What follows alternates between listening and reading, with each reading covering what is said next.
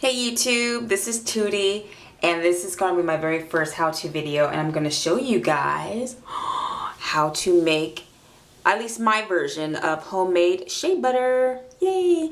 Very quick, very fun, and hopefully this will inspire you to make your own and save you a couple bucks. Alright, if you want to know more, stay tuned.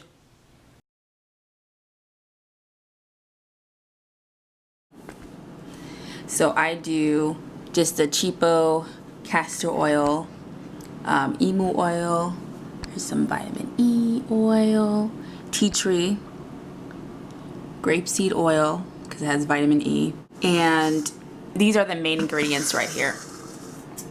Shea butter, obviously, is the main ingredient, coconut oil, and then cocoa butter.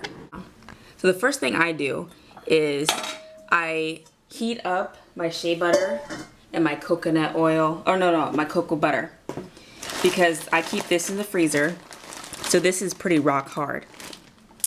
And then cocoa butter, I don't know if you've had a lot of experience with this, but this stuff is pretty much rock hard too. Like, you can probably hear it knocking on my countertop. So I heat those up in just an old measuring cup over on the stove top, just on the low setting so I don't burn my house down. But I get mostly shea butter because that's the star of this.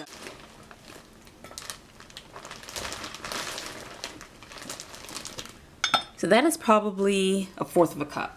And then I'm gonna just put a couple of chunks of cocoa butter. I don't really have a set formula, but I do like the cocoa butter because it gives it a more fluffy texture once I whip it all together, whereas the shea butter is a little more creamy. Coconut oils and all the other oils are really creamy, so this gives it a nice fluffy texture.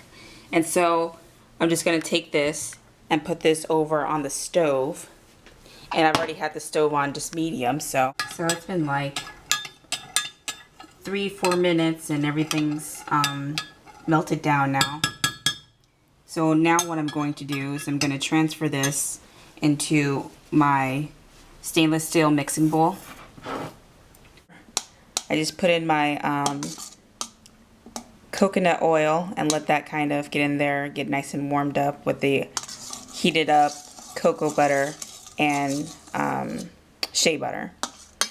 So next thing I'm going to do is just add some oils, and I end up doing like a tablespoonful of castor oil because my hair really likes castor oil. And then I'm going to put maybe a teaspoonful of grapeseed oil, probably like 1/2 teaspoon of my vitamin E oil, since I don't need that much because grapeseed oil already has vitamin E, so this is just to add a little bit more oomph. Tea tree oil, mostly for skin, but I do like how it tingles on my scalp, and plus it helps to, it has the antiseptic properties. And the emu oil, I'm gonna put just a little bit of that because this is an expensive oil, so I probably put a teaspoon of that in there.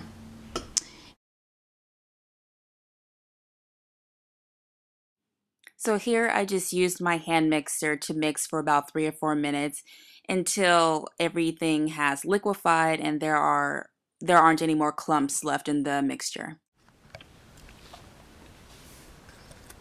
So right now the mixture is really creamy, or not creamy, it's really liquidy.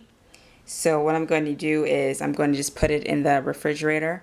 Have a look at it. I want to see that it gets a little bit firmer and that it becomes more opaque, and then I know that it's at the right consistency for me to start mixing it again.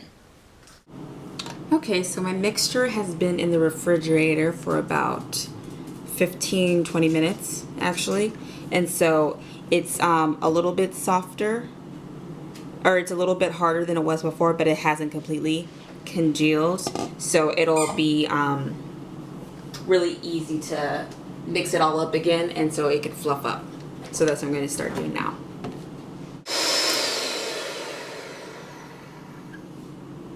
But yeah, it's way more fluffy, but it's still, melts really easy.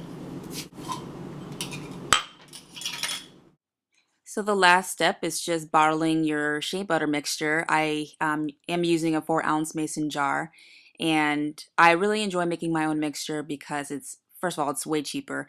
You can tailor it to whatever your specific needs are, and I just like having that kind of control over what I put on my own skin and my own hair.